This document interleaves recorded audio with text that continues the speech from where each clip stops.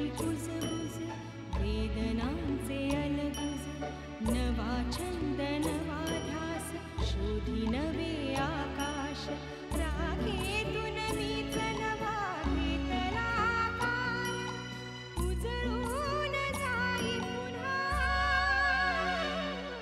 अवघाची हा संसार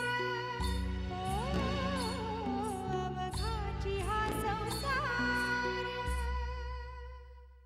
तुमच्या म्हणण्याप्रमाणे मी लग्नाला तयार होईनही कदाचित, पण मलाच अजून ते पूर्णपणे पटलेलं नाही. अहो त्या बाईने नाकात दम आणलाय माझ्या. लय भारी बाई आहे ती. म्हणजे अहो समधी घर डोक्यावर घेतलंय तिनं. आम्हाला थोडे पैसे हवे होते. सर हे पार्सल आलंय राजाराम पांढरेंकडून. ते जरा बघा, त्याच्यावरती सह्या करा, मग तुमचे पैसे तुम्हाला उद्या मिळतील. पण त्याची काय गरज आहे? गरज आहे भोसले सर, कारण तुमच्या शब्दांवरती आता आमचा विश्वास नाही.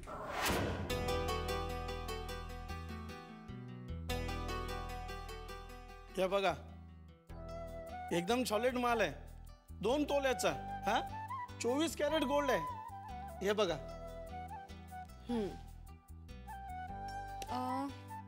याच्याबरोबर ना आम्हाला एक पेंडंट पाहिजे ज्याच्यावर गणपतीचं चित्र पाहिजे. हा काय प्रॉब्लेम नाही, होऊन जाईल ना.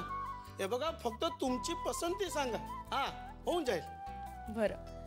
आणि हा बाळाचं कडं. हा मिळेल ना, समजा मिळेल. काय काळजी करायची ना, समजा मिळेल. बरं मग हा गोफ.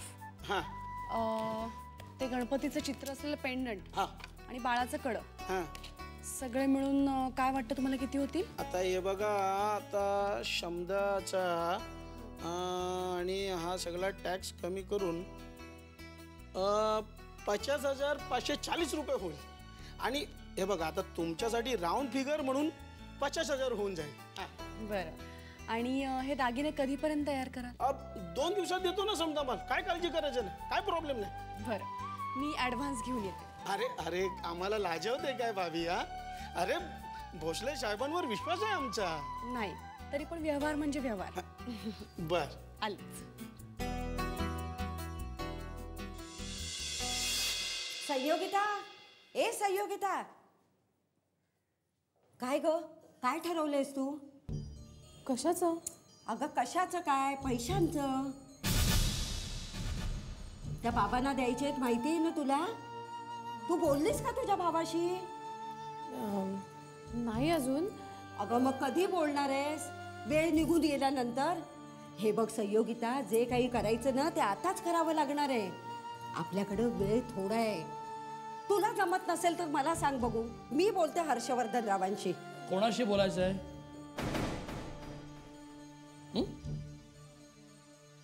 काय बोलायचं आहे हर्षवर्धन रावांशी? मलाही कळू दे. तुला सांगून काही उपयोग नाहीये. जे काही करावं लागणार आहे ना ते मलाच करावं लागणार आहे. हो पण काय करावं लागणार आहे? काय काय म्हणते? नाही ह्या घरात नेमकं काय चाललंय हे मलाही कळू द्या. तुला कळून काय उपयोग आहे? तुला नाही जमणार ते, मलाच करावं लागेल. हां तेच, काय करावं लागेल? संयोगिता काय म्हणते? या घरात नेमकं काय चाललंय मला सांगेल का कोणी? अरे मला थोडे पैसे हवे होते या घराच्या भल्यासाठीच, उन्नतीसाठी. म्हणजे काय, मला एक पूजा घालायची होती. हो त्यासाठी पैसे हवे होते. पण ही म्हणते तिच्याकडे नाही आहेत. म्हटलं माग भावाकडे. नाहीतरी तसाही हुंडा वगैरे काही दिलेला नाहीच आहे त्यांनी दिला असता तरी तुम्ही घेतला नसता. मला कोणाकडूनही काहीही नको आहे. पण मला हवं आहे ना. अरे हिचा भाऊ एवढा श्रीमंत आहे, बिल्डर आहे, बिल्डर. आपल्या बहिणीसाठी तो एवढंही करणार नाही. तुम्हाला जमत नसेल ना तर मला सांगा, मी बोलते त्यांच्याशी. आम्हाला पैसे हवे आहेत म्हणून. त्याची काही गरज नाही आहे. आणि खबरदार कोणाकडे पैसे मागितले असता. अरे पण नाही म्हणजे नाही. आणि जर तू त्यांच्याकडे पैसे मागितलेस तर तुला हे घर सोडून जावं लागेल, एवढं लक्षात ठेव. काय?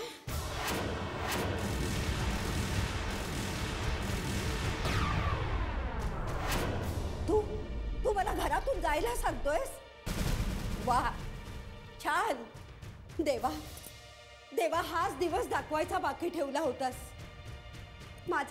माझा पोटचा मुलगा मला घरातून जायला सांगतोय. ज्याला मी 9 महिने पोटात वाढवला तो तो मला घरातून हाकलून लावायला निघालाय. देवा देवा, यापेक्षा मला मरण का नाही दिलंस रे, मरण का नाही दिलंस? आई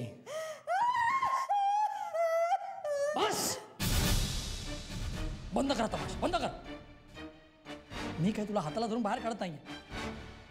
आज म्हणालास, उद्या हाताला धरून बाहेर काढशील. काढेन, तसंच करीन. जर तू हिच्या भावाकडे पैसे मागायला गेलीस ना तर तसंच करावं लागेल मला. आई बघ, मी आजपर्यंत स्वाभिमानानं जगलोय. कधी कोणाकडे पैसे मागितले नाही, हात पसरला नाही आणि पुढेही करणार नाही, समजलं? आणि हा माझा निर्णय पक्का आहे. सचिन, अहो चालली.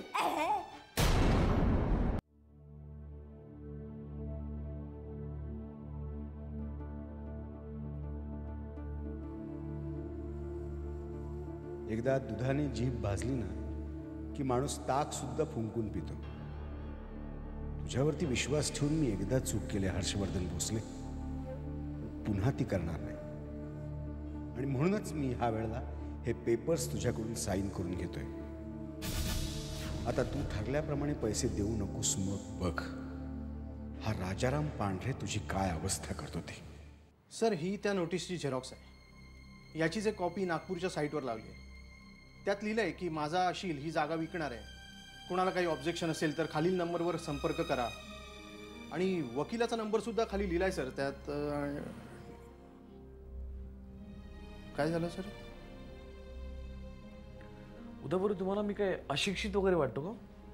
हां, मी शाळेत गेलोच नाही, मला काही लिहिता वाचता येत नाही असं वाटतं तुम्हाला? नाही सर, मला येतं वाचता. मला माहिती त्यात काय लिहिलं, वाचलं मी. तुम्ही तेच मला पुन्हा सांगून तुमचा आणि माझा वेळ वाया काय घालवताय? नाही नाही, पण त्यात काही चूक असेल तर. कशात? नोटीसमध्ये? नोटीस कुणी बनवली उद्यापूर्वी? वकिलांनी सर. अम्मा, त्यात चूक असणं शक्यच नाही. जर तुम्ही बनवली असती तर त्यात 100% चूक असते, हो की नाही? एक गोष्ट लक्षात ठेवा, ही जागा मी विकत घेतोय हे कोणालाही कळतं कामा नाही. कळलं? Yes sir. आउट.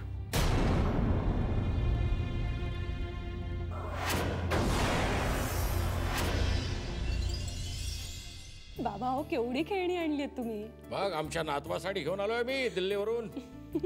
अहो, पण एवढी खेळणी खेळण्या इतका मोठा नाही अजून तो. अरे आता मोठा नसेल, काही दिवसांनी मोठा होणार ना. मग आमच्या नातवाला कसली पण कमी पडू देणार नाही आम्ही. त्याने असा तोंडातून उच्चारायचा अवकाश, त्याच्या समोर ती वस्तू हजर झालीत म्हणून समज. बरं, आजोबा आणि नातू यामध्ये मी कधीही बोलणार नाही. अरे हो बाबा, हा 1.5 कोटीचा चेक राजाराम काकांनी आणून दिला हर्षवर्धन भोसलेंना द्यायला. त्यांच्याशी बोलणं झालंय राजाराम काकांचं. शिवाय कागदोपत्री सगळ्या फॉर्मॅलिटीज पण झाल्या.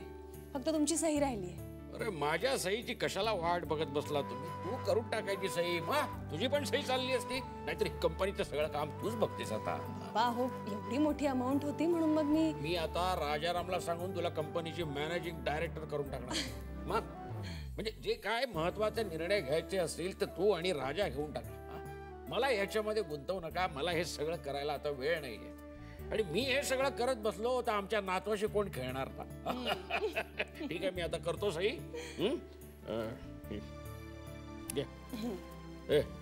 आमचे बाळराजे कुठे आहेत? आहेत आहेत. आधी त्याला जाऊन भेटतो. आलो आलो.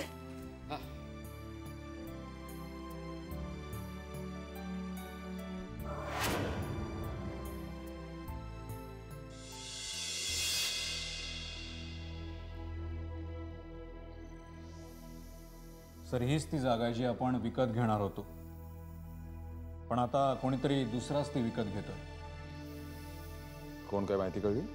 नाही सर, अजून तरी नाही, पण लवकरच कळेल. सर, ही नोटीस ज्या वकिलांनी केली आहे त्याचा पत्ता मी शोधून काढला. एकदा तो फुटला की मग कळेल आपल्या तोंडचा घास कोण पळवतं ते. नाही कार्तिक,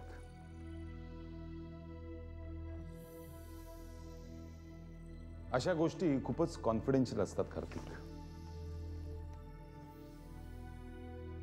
अशा केसेसमध्ये स्वतःच्या अशिलाची माहिती देणं, लीक करणं हे कायद्याने चुकीचं असतं आणि म्हणूनच कुठलाही वकील ही चूक करणार नाही, तुला माहिती देणार नाही. शिवाय ही जागा मिळवणं तसंही कठीण होतं. त्यामुळे ही जागा मिळवणाऱ्या माणसाची पोच खूप वरपर्यंत असेल तेव्हा त्याच्या विरोधात जाण्याची हिंमत त्याच्या वकिलात नसेल. त्यामुळे याबद्दलची माहिती तो तुला कधीही सांगणार नाही कार्तिक. कार्तिक, तुला जर त्या माणसाचं नाव फाइंड आउट करायचं असेल तर त्या एरियातल्या जागांची डील करणाऱ्या एखाद्या ब्रोकरकडून किंवा लोकल गुंडाकडून तुला करेक्ट इन्फॉर्मेशन मिळू शकते. कारण आज त्या डिस्प्यूटमधल्या जागांविषयी या लोकांना जास्ती माहिती असते. Correct sir. कार्तिक, माझ्या आधी ही जागा कोण घेतंय त्या माणसाचं नाव आणि माहिती मला लवकरात लवकर मिळायला हवी. Yes sir.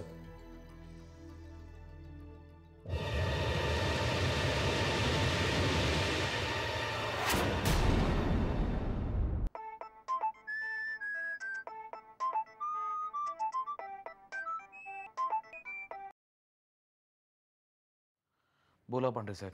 काय नाही भोसले, तुमचा चेक तयार आहे तेच सांगायला फोन केला. कधी आणि कुठे पाठवू सांगा. नाही मीच तिकडे येतो आणि घेतो चेक.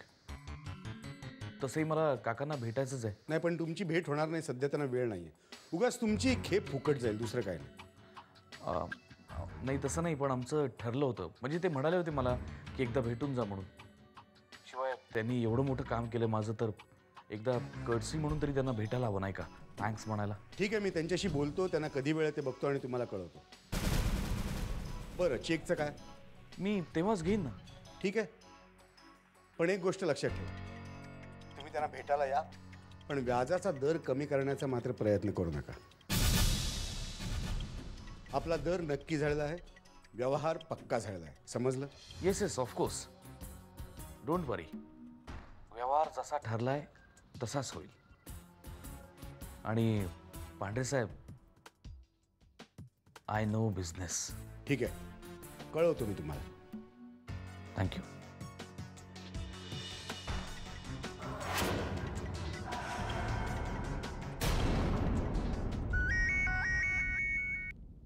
हॅलो. नमस्कार गुरुजी, मी आसावरी भोसले बोलते. बोला ताई बोला, कसा काय फोन केलात? हा फोन अशासाठी केला होता, तुम्ही आम्हाला जी स्थळं दाखवली होती ना, म्हणजे जे फोटो दाखवले होते त्यापैकी एक मुलगी आम्हाला आवडली आहे. अरे वा वा वा वा, काय नाव काय तिचं? मानसी. मानसी गुजर. अरे वा, अगदी उत्तम पसंती आहे बघा तुमची. मुलगी अगदी सुशील आणि सगुणी आहे. अहो तिच्या घरच्यांना पण मी अगदी चांगला ओळखतो आणि शिवाय तुमच्या तोला मुलाची आहे. छान. मग तुम्ही जरा तिच्या घरच्यांशी बोलून घेता का, म्हणजे तिला पाहण्याचा कार्यक्रम ठरवता येईल. हो हो, मी बोलतो त्यांच्याशी. आणि तुम्ही तिची पत्रिका पाहिली आहे ना? बघितली म्हणजे? अहो अगदी तोंडपाठ आहे मला. ग्रह अगदी उत्तम आहेत. लग्न झाल्यानंतर नवऱ्याचा संसार सुखाचा करेल असं लिहिलंय पत्रिकेत. हे बघा, तुम्ही काही काळजी करू नका.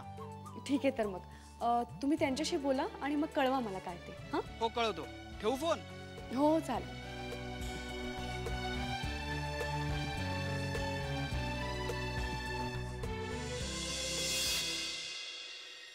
तुमच्या प्लॉटची एकूण किंमत पाहता आम्ही ही अमाऊंट नक्की केली.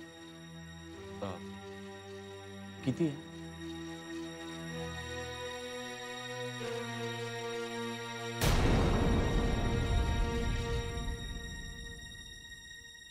$1.5 कोटी? का पुरेसे नाहीत?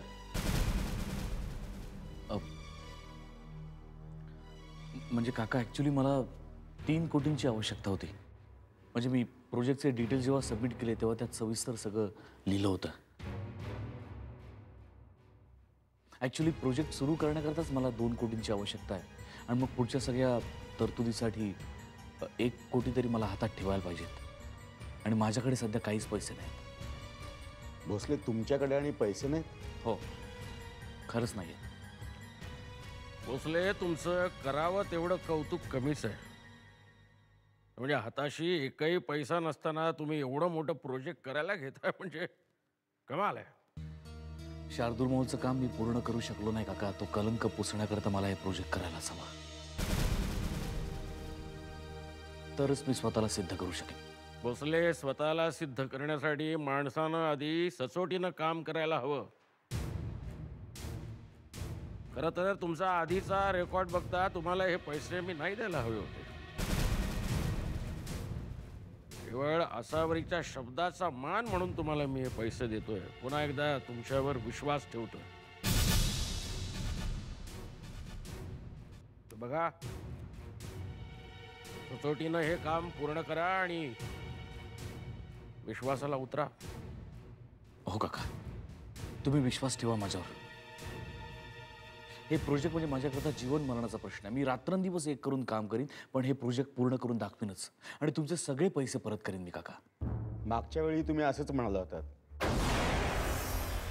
काय झालं शेवटी? पण यावेळेस तसं नाही होणार. नाही होणार काका तसं. मी हवं तर वचन देतो तुम्हाला, मी लवकरात लवकर तुमचे सगळे पैसे परत करेन.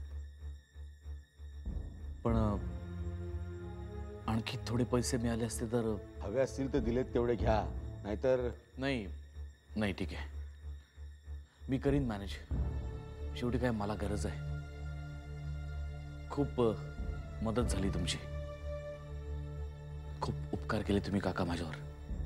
ते मी कसे फेडणार आहे मला खरंच कळत नाहीये काका. नाही, असू दे असू दे. काय मुलीच्या प्रेमासाठी बापाला एवढं करावंच लागतं. मी बापाचं कर्तव्य निभावलंय, आता तुम्ही नवऱ्याचं कर्तव्य निभावा. आणि बाकी कुणासाठी नाही तरी निदान आसावरीसाठी तरी निष्ठेनं सचोटीनं काम करा. हो नक्की.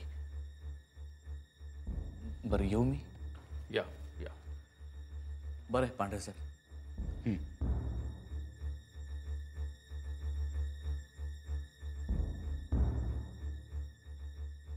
दादा, तुमचा खरंच विश्वास आहे ह्या माणसावरती? माझी तर खात्री आहे की हा माणूस पुन्हा एकदा आपल्याला फसवणार. काय सोड रे राजा, सोड. पैसे मिळाले तर ठीक, नाही तर ते 1.5 कोटी माझ्या अक्कल खाती जमा कर बस. अरे नाते संबंधांपेक्षा पैसे कधीच मोठे नसतात राजा. रघुनाथ आणि आसावरीच्या समोर 1.5 कोटी काय? सोड, विचार करणं सोड.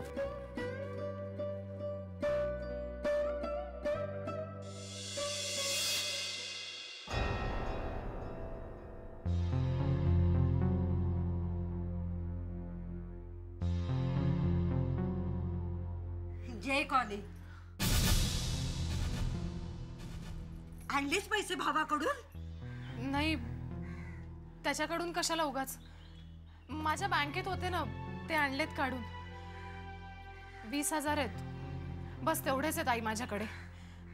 आपण हे पैसे देऊ त्यांना आणि त्यांना सांगू की. अगं, त्या बाबांना 50,000 रुपये द्यायचे आहेत. ह्या 20,000 काय होणार आहे? पण आपल्याकडे पैसेच नाही तर आपण आणणार कुठून? अगं वा, तुझा भाऊ एवढा श्रीमंत, करोडोची इस्टेट आहे त्याची. अगं त्याच्या पुढं 50,000 म्हणजे काय चीज आहे? आणि इतिहास सांगतो, भावानं बहिणीसाठी राजपाटच काय तर स्वतःचे जीव सुद्धा दिलेत. आणि तुझ्यासाठी तुझा भाऊ 50,000 रुपये देणार नाही? तू एकदा मागून तर बघ. नाही आई,